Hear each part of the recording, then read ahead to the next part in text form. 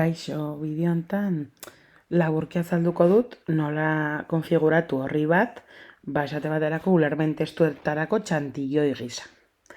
Egingo dugun lehenengo gauza izango da, izenburua jarri eta edukiko duen formatua aukeratu. Esate baterako izkia 24 tamaina, jarriko dugu azpimarratuta eta beltzatuta.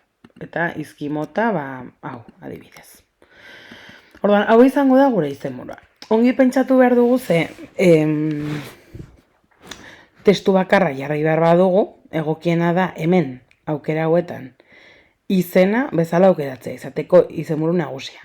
Baina zer gertatzen da askotan, igual, egin dezakegu txosten bat, 3 testurekin. Kasu horietan, hobe da testu bat baino gehiago txostatu behar badugu, hemen aukeratzea lehenengo goiburua. Eta nik nahi baldin badut izenburu mota hau, eta esate baterako hemen zentratuta, izatea beti lehenengo goiburua, klik egingo dut hemen eta eguneratu. Eta horrela, hemendik aurrera nik jarri nahi badut testu berri bat, esate baterako. Txano Gorritxo. Eta nahi baldin badut hau izenburua izatea, hemen klik egingo dut. Eta agertuko zaitea automatikoki. Ondoren, testu mota, arrunta, pentsatu behar dugu ze izki tamaina esate baterako 12, ze izki mota esate baterako hau, Comic Sans, ea nahi dugun badibidez formatu honetan, ea nahi dugun badibidez paragrafo ondoren egotea zuriune txiki bat, paragrafoako bisualki bereizteko, eta ja behin aukeratu dugunean bere formatua, emango diogu hemen testu normala eta lehendabiziko aukeran eguneratuko dugu. Eta horrela ja, testua izango da mota hontako. Eta hemen hasten naiz idazten, bazen behin, ikusten dugu ja, gertzen zaidala zuzenean testu normala. Jarri diodan formatu berria. Horrez gain, nik nahi baldin badut esate baterako. Lehendabizi, irakurri testua, eta gero erantzun galderak. Eta hau agian beste formatu batean jarri nahi dut. Hau jarri dugunez lehenengo goiburu, hau izango da bigarrena. Orduan, esate baterako jarriko dut 18 tamaina, izki mota bera, baina grisez, esate baterako. Eta orain, bigarren goiburua eguneratuko dut. Eta ja agertuko zait modu hontan. Eta hau ere goiburu bezala jarriz agertuko zait formatu berdinarekin. Eta demagun hauek nahi dudala, horri desberdinetan egote. Hemen ere egongo zen horrelako atal bat. Horrela baldin baditugu bi testu. Imaginatu, hau da 3 txerrikumeak. 3 txerrikumeak. Eta hemen, adibidez, galderak beste horri batean daude, Txano Gorritxo beste batean, orduan, nik jarri nahi dut, 3 txerrikumeen galdera guztietan, hemen agertzea 3 txerrikumei buruzkoa dela horri hau, naiz eta horri hontan ez agertu testua. Hortarako, goian klik egingo dut, klik bikoitza, eta goiburua irekiko zait. Hemen idazten dudana horri guztietan agertuko da. Orduan,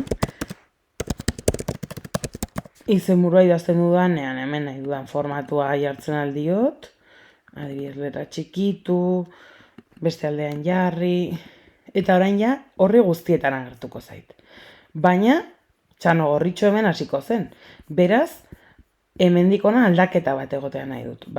Kasu hontan, sartuko naiz horri hontan, eta hemen jarriko dut salto bat. Jauzi bat, hemen. Txertatu, jauzia, eta hemen atal jauzia urrengorria. Honi ematen badiozue, horri guztietan egongo da atal jauzi bat. Orduan, hemen klik eginez, bereiztuko ditugu 2 atal. Kasu honetan, kenduko ditugu tartean dauden espazioak, orduan, hau,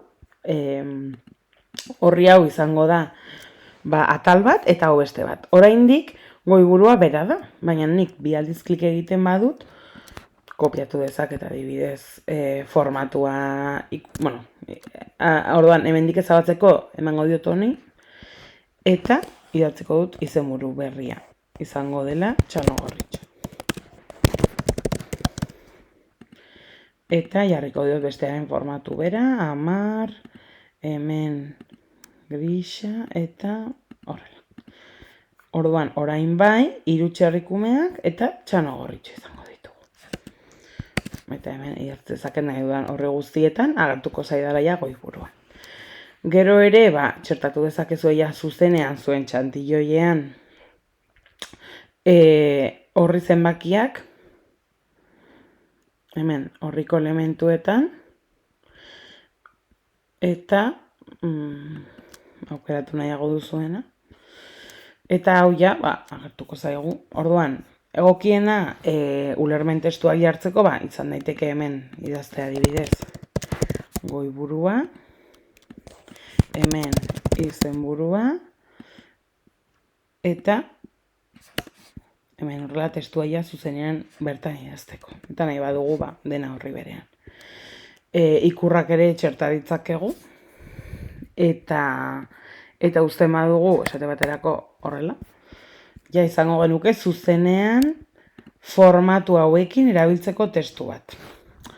Galderei eman nahi badigu adibidez beltzatutako formatua, ja jar dezakegu 3. goiburu adibidez, eta izango da galderak. Eta, txantilloi bat adibidez ulermen testu baterako denean, gomendagarria da ja horrelako lerro bat idaztea gidoi baxuekin, eta horrela galdera bat egitean zuzenean kopiatu eta itxasi dezakegu horrelako horri bat.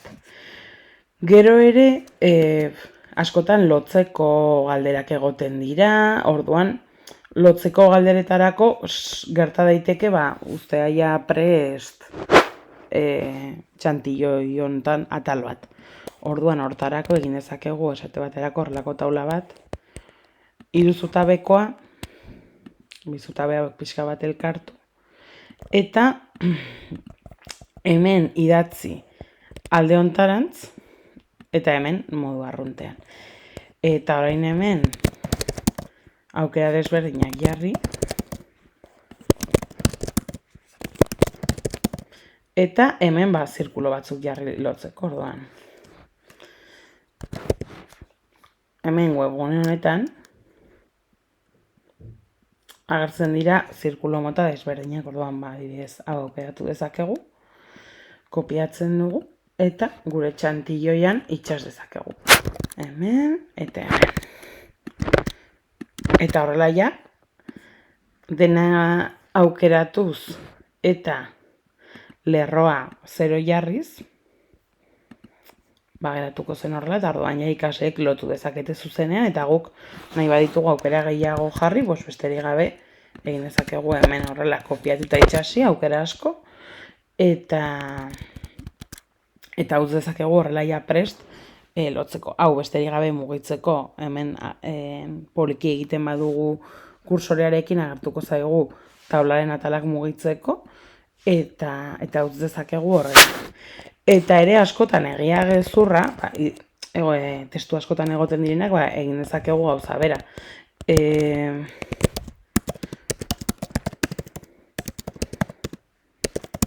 Esaldi hauek egia edo gezurra diren. Eta zuzenean jar dezakegu hemen esaldia, hau jarrezakegu galdera bat denez beltzatuta, eta hemen horrela lauki batzuk. Webgune honetan badaude irudikarratuak, baina kopiatzen baditugu eta ja zuzenean hemen utzi, egin dezakegu horrela. Egia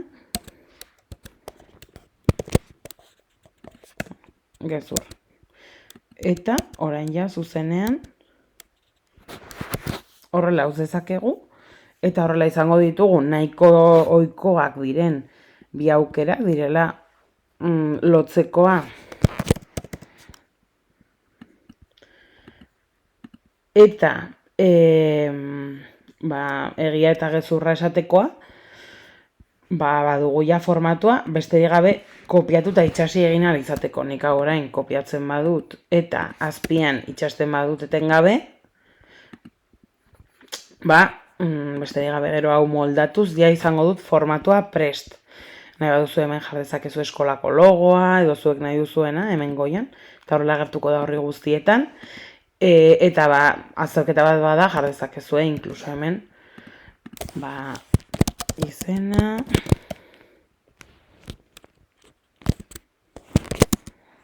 data, eta guk normalean jartzen dugu ere zerrendako zenbakia. Horrela azkarrago ordenatzeko. Eta uzten baduzu ja horrela prest,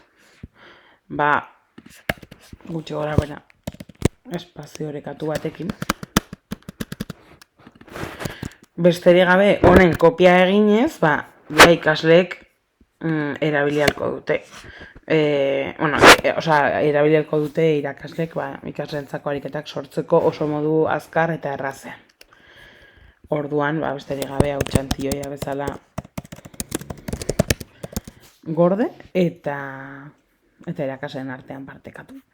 Orduan, garrantzitsuena hemen izango litzateke, tresna hauek erabiltzea, horrela ja, kopia egitean naiz eta hau ezabatu, nik orain egiten badut dokumentu honen kopia,